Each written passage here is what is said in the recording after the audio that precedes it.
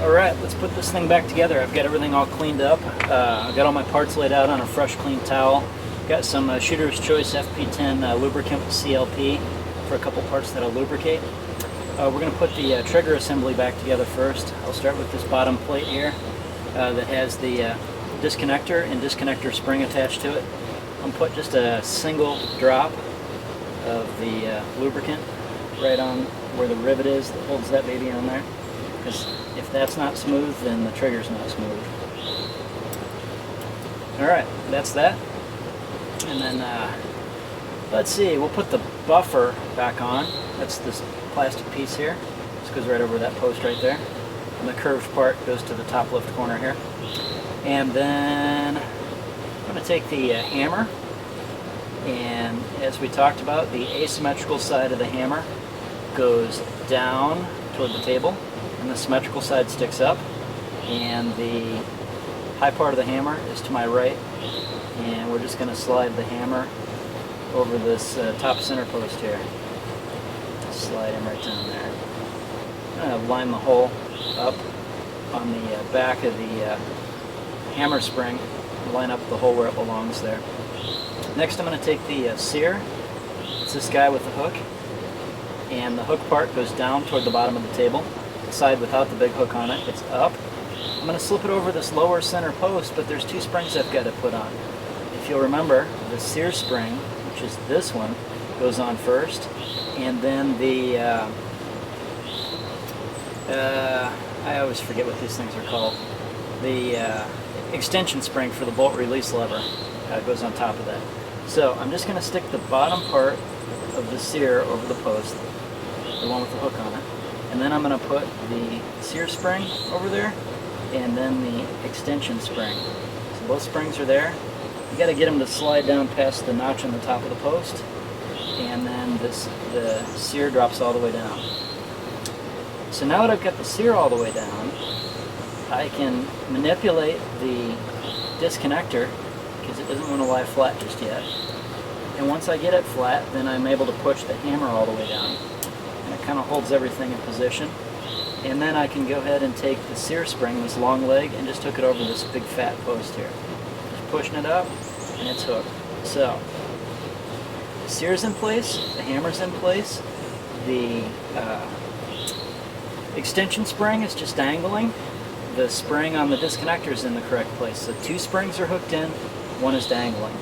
Now I'm going to place the hammer metal plate back here in its hole where it lives.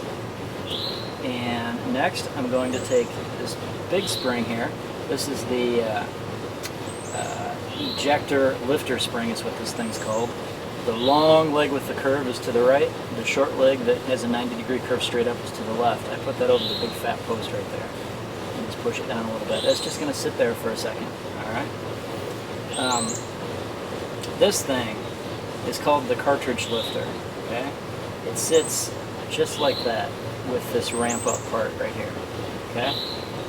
This guy, the feed throat, is the part that I'm looking for. Alright? Got to get my orientation here. If you use the holes here, you can see how it sits. That's not right. I think that's right. Just like that. Yeah. So, that's the orientation. This guy goes right into there, and there's actually a groove inside of the feed throat where the front of the cartridge lifter sits. So, once again, I'll do it slow. There's the orientation, just like that. Again, you can use these holes on this side of the trigger plate to help you figure it out. Slide this guy into there, it goes in the groove. And then, you just set this guy over the same post that the hammer's on. Just like that. So, next, we take this right here. It's the side plate. Make sure this little part is down in this little rectangular cutout. Just resting right there. And you literally just set this thing right on top. There we go. Again, picking it up like I'm holding a sandwich. I can see that the little notches where the C-clips are going to go are showing the little rings where the C-clips insert. These I just push them on with my fingers. They're very small, very thin. Just use your fingernail. There's one.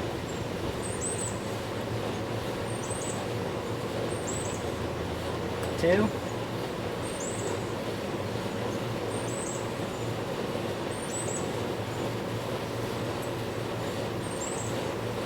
Three. So 3 C-clips drawn all the way.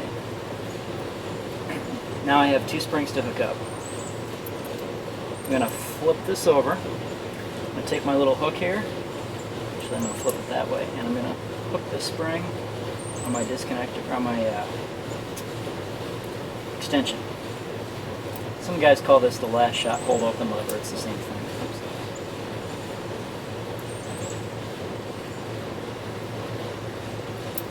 That's hooked on. Check the function of that. And then I've got to hook the ejector lifter spring up. This one's a little bit tricky. This super long leg, there's a groove right here on the feed throat, so that part's easy. But then after you get that, you got to take this this shorter spring, take your screwdriver, and you're going to push it in and all the way around to the other side. A little bit tricky, you got to push it pretty hard. There you go. All the way around to the other side of the cartridge lifter. So hopefully you can see that well. You've got this sitting in the groove in the feed throat, and this guy not in this little notch here at the bottom of the cartridge lifter, but all the way hooked around to the other side. I can now check the function of the hammer. Just push the hammer back, click, it arms, and pull my paper clip out. And then while holding my finger gently on the hammer so it doesn't smack me too hard, I'm going to push on this metal piece right back here that the trigger would normally push on. There you go. And the hammer works good, lasts a long time. So just a quick final inspection. My release lever is functioning properly. We just checked the hammer. My sear spring looks good. My disconnector spring looks good. It's functioning smoothly. That's this guy right back here that I just used to fire the hammer, right there. That's functioning. Everything looks good. Alright. Next we take the this part of the weapon. I'm actually going to put a drop of lubricant in here, right where the breech bolt slides. I'm going to put a drop on the roller of the breech bolt, right here. I'm going to, before I put this all back together, put a shot of lube right on the hammer where it hits the sear, and then I'm actually going to leave it cocked like that because the gun's easier to get back together if you do it that way. Not really any other parts in here that require a ton of lube.